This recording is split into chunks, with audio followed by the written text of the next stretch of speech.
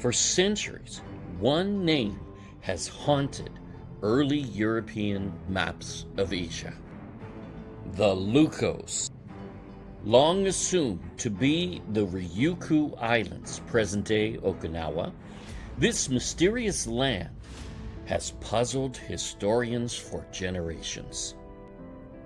But a forgotten shipwreck buried in a 400-year-old Spanish chronicle may finally reveal the truth.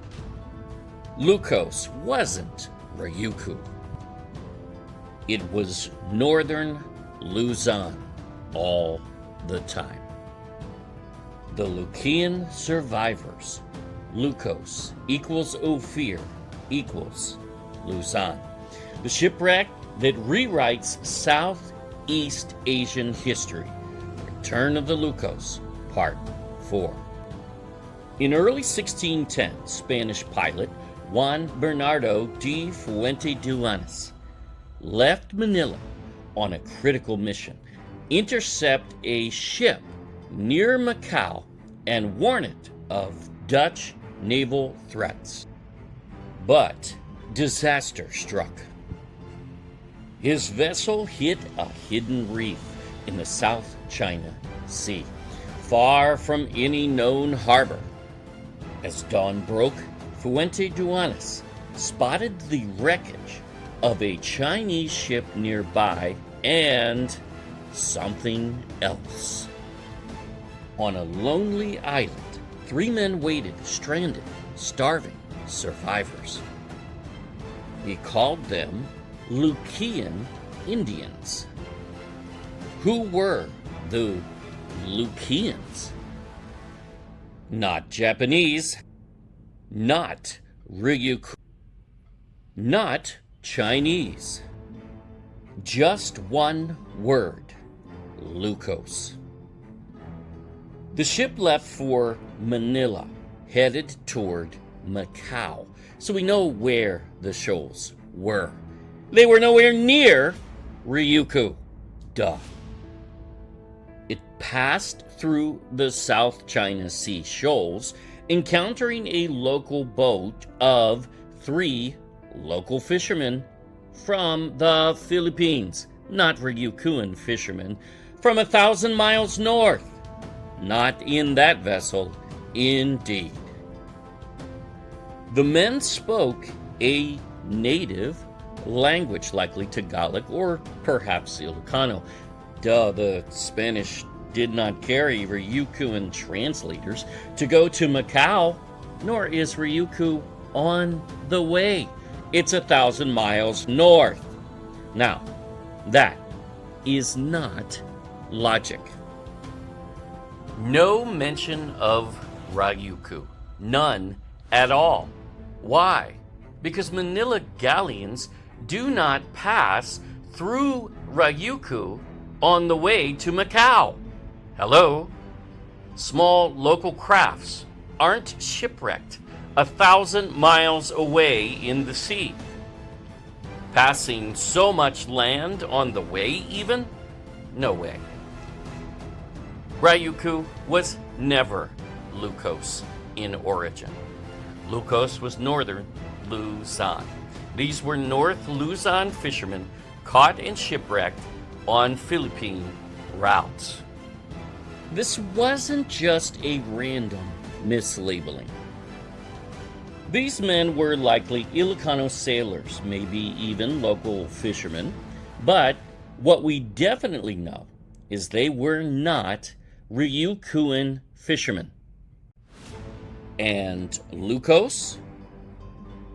It wasn't an island off Japan. It was right here in Northern Luzon, affirmed in map after map, historical reference after historical reference in the early record, before the Jesuit order was formed and before they began to change history and maps to ignore the Philippines.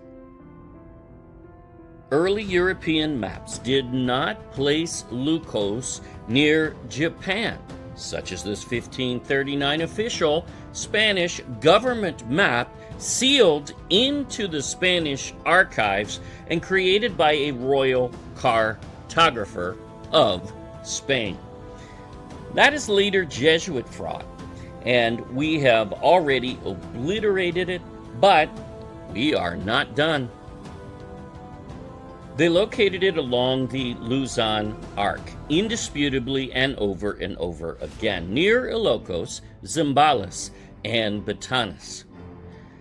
Such as this early 1512 Rodriguez chart, with the main Lucos, well, right there, giant island southeast of China. Oh, I know, that must be Ryukyu, which doesn't have a giant island and is not southeast of China. Hello.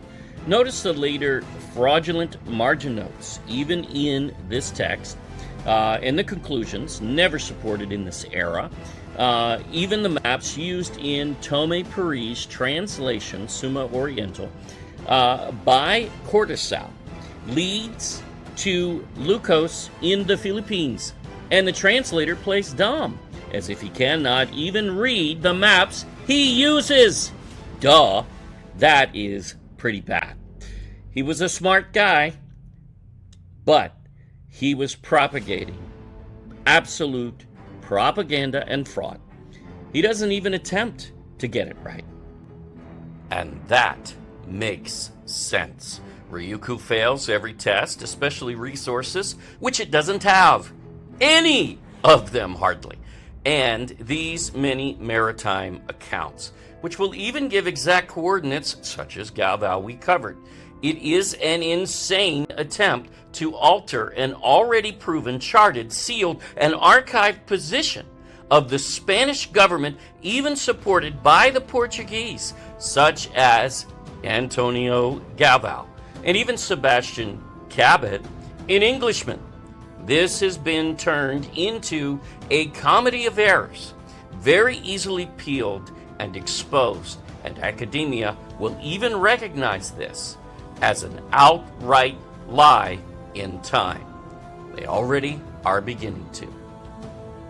In the 1500s and 1600s, these coasts were teeming with skilled indigenous mariners, traders, and warriors, wealthy in many cases. In fact, long before colonization took full control.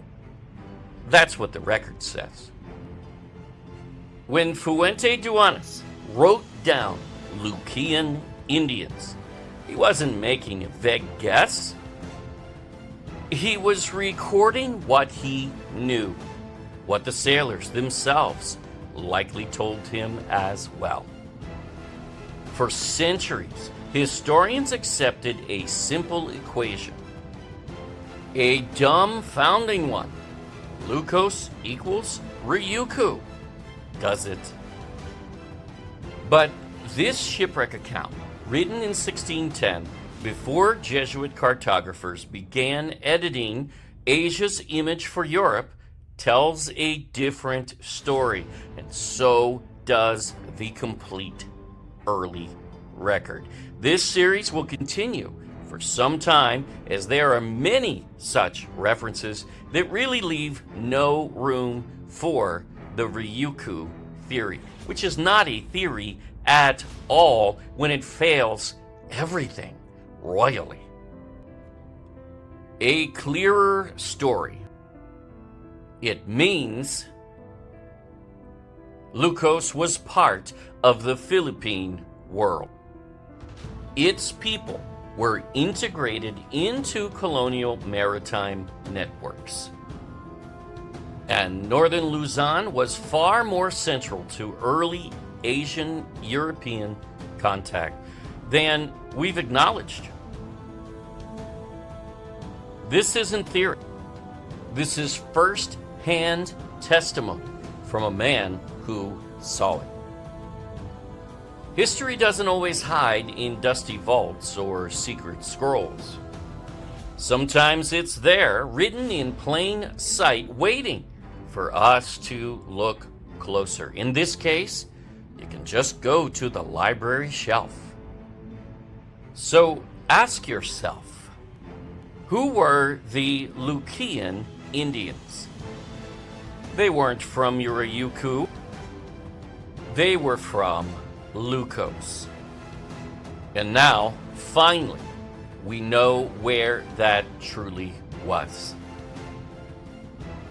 Source links at thegodculturephilippines.com from the June 4th installment of the Smoking Quill.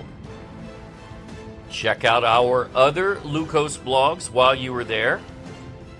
Source on screen: The Philippine Islands, 1493 to 1898, Volume 17 by Blair and Robertson. Read it for yourself. If you found this fascinating, hit like, share, subscribe, and drop a comment. So, what do you think? Was Lucos always hidden in plain sight? Let us hear from you in comments below. Until next time, keep exploring. History has more secrets to tell. If you wish to be notified, well, better sign up at thegodculture.org, because YouTube just can't seem to notify subscribers or place our content in feeds. Not much anymore, anyway. We will stand and resist. No matter how big they think they are, our Elohim is bigger. We will notify you ourselves. Thanks for watching. Yah bless to everyone. In the beginning, a garden was planted, enclosed within the earth, in the east, the Orient, far east, says Enoch before the flood, and Noah, who lived there and mapped it in the Philippines. The Bible has always led there, and even Bible historians knew how to read the Hebrew, such as Josephus in 90 AD, Lactantius and African in 310, and in 550, Cosmos, the Greek monk and merchant traveler who went to the Indies, wrote in Alexandria, Egypt, Africa, Christian topography, and he mapped paradise as the Philippines. That map was even published in the Greek edition of the Bible at one time. A 6,000-year track record, forgotten today by illiterate scholars. They have no education on this topic. Let us explore this massive trove of ancient maps. Israel is not east, and a spring is a spring, not a river, and must be fed by a mega river as its source, and must connect to 3 other heads as well, all rivers, and actually salt water even. Can they read? Africa is not east, nor in Shem's far east, where the garden has always resided. Mesopotamia is the occult creation myth of the Nephilim. Nice, scholars. Modern rivers from rain did not even exist before the flood, and the Bible never uses the word Tigris ever in the original Hebrew. Why do modern scholars have no clue when the evidence is so vast? The Garden of Eden revealed, resolving the 6,000-year testimony, marking the Far East. Now available in print only, no ebook, on Amazon and Shopee Philippines. Over 75 high-resolution color historic maps with accurate interpretation no one can truly dispute. Get your book now, and a new series begins.